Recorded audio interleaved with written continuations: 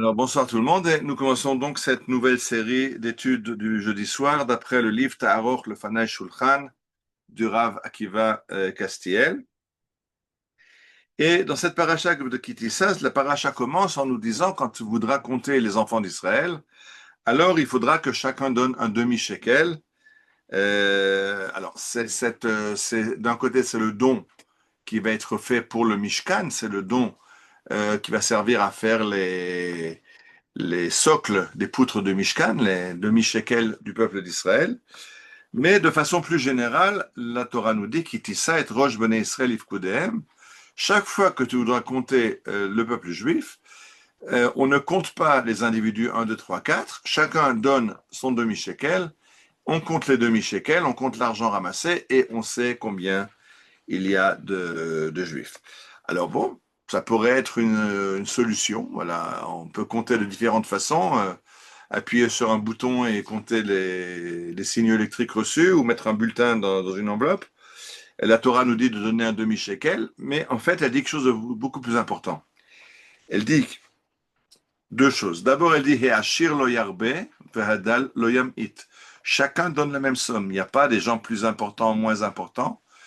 Quand on veut faire la base du Mishkan, la base du tabernacle, chacun a contribué à part égale. Chacun donne un demi-shekel.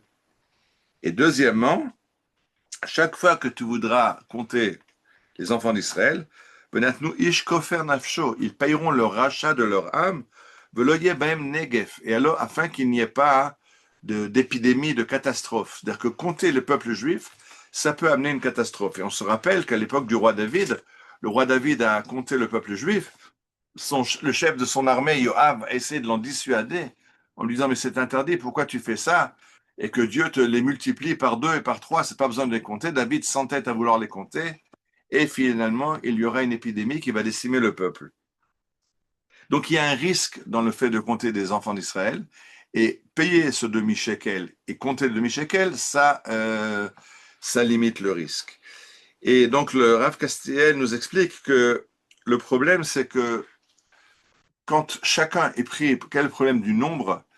Le nombre donne sa place à chaque individu. Un, 2, 3, 4. Il y a l'ensemble, il y a le peuple d'Israël, le peuple juif, et dedans il y a des individus. Quand on prend un individu à part, alors au tribunal céleste, alors on commence à vérifier est-ce qu'il est tzaddik, est-ce qu'il est rachat, est-ce qu'il est juste, est-ce qu'il n'est pas juste.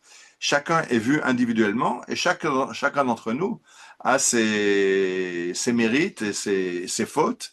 Et donc, il y a un risque qu'on soit jugé d'après nos mérites ou d'après nos fautes. Donc, on préfère se noyer dans la masse et être jugé dans le cadre du peuple juif. On connaît ça. À l'époque du prophète Élisha, le prophète Élisée, donc qui est accueilli par une femme dans un village qui s'appelle Shunem. Elle lui prépare là-bas une chambre d'hôte où chaque fois qu'il vient dans la région Galilée, il habite cette femme de Shunem qui lui prépare une chambre avec une table et un lit et une lampe. Et un jour, Elisha demande à Gehazi, son serviteur, va demander à cette Shunamite, elle a tellement fait pour nous, qu'est-ce qui lui manque? Qu'est-ce qu'elle voudrait que j'intercède en son nom, que je demande à Dieu pour elle? Et Gehazi va lui répondre, mais ils n'ont pas d'enfant. Alors, Elisha dit à Gehazi, alors appelle-la et le prophète lui annonce qu'elle aura un enfant. D'abord, il lui demande, qu'est-ce que tu manques? Qu'est-ce que tu voudrais? Et elle lui répond, Betor ami anochi yoshevet. Je suis dans mon peuple, je suis dans mon peuple. Je ne veux pas me singulariser. Si tu commences à prier pour moi, que tu me mets à l'écart, à part, alors Dieu va commencer à me juger, est-ce que je suis méritante, pas méritante. Betor ami anochi yoshevet. Je fais partie du peuple d'Israël. Et on connaît ce verset qui dit, Vamer kulam tzadikim, ton peuple sont tous des tzadikim. Ah, mais c'est quoi? Ton peuple sont tous des tzadikim. Quand on voit les juifs, on sait qu'il y a des gens qui sont tzadikim, il y a des gens qui sont justes, intégrés, il y en a d'autres qui sont un peu moins.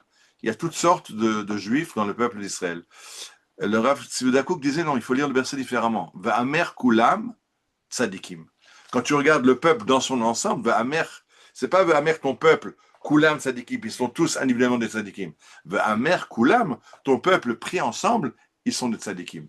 Donc il y a une idée de se fondre dans la masse et de ne pas vouloir être jugé individuellement.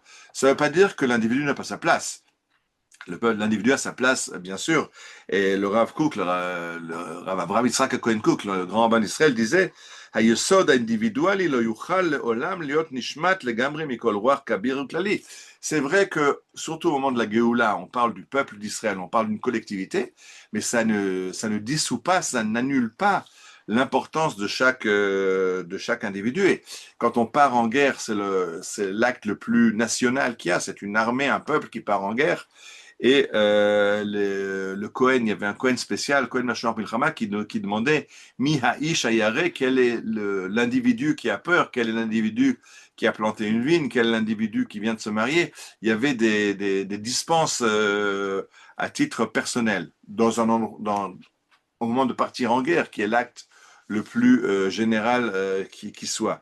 C'est-à-dire que même quand on parle du klal, de l'ensemble du peuple d'Israël, c'est pas qu'on perd la place de chacun, mais la place de chacun, elle est subjuguée au fait qu'on parle d'un peuple. Je pense que c'est très important parce que cette guerre dans laquelle on est plongé depuis 2 ans, qui a commencé, je rappelle, par des manifestations, par une fraction sociale en Israël, un clivage dont le sujet était la réforme judiciaire.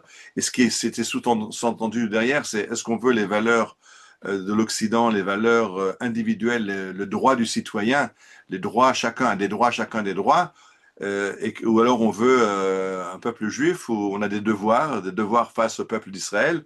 Et la guerre nous a rappelé qu'on est un peuple, qu'on a des devoirs, qu'il faut aller à l'armée, qu'il faut se battre, il faut être unis. Et donc, sans perdre la place de l'individu, la Torah est en train de nous éduquer à revenir à ce qu'est un peuple. Après 2000 ans d'exil, on a vécu en individu, on a vécu en communauté, dans une religion juive qui disait à chacun quoi mettre dans son assiette ou comment faire Shabbat. On revient à un peuple qui doit se conduire au niveau d'un peuple d'après la morale de la Torah. Et c'est ça que la Torah essaye, je pense que c'est un des enseignements que Dieu essaye de nous faire passer en nous confrontant à ces guerres et ces difficultés, nous rappeler qu'on est tous dans on est tous dans la même, dans la même histoire, on est tous unis dans cette guerre qui nous nous rappelle notre dimension collective. Il faut sortir de cette dimension de communauté d'exil et revenir à ce qu'est un peuple. Et on a ce rappel un petit peu douloureux actuellement, mais avec tous les miracles qu'on voit, et Odou Lachem Kitov, on ne peut que remercier Dieu. Quand on voit les dégâts qu'ont pu faire tous ces missiles tirés par l'Iran, et que, je dis, il y a des victimes, on déplore les victimes, il y a des dégâts, mais c'est une goutte d'eau par rapport à ce qu'avaient prévu les Iraniens, hein. Et c'est le prix à payer pour ce réveil qui nous est imposé par Dieu dans cette guerre.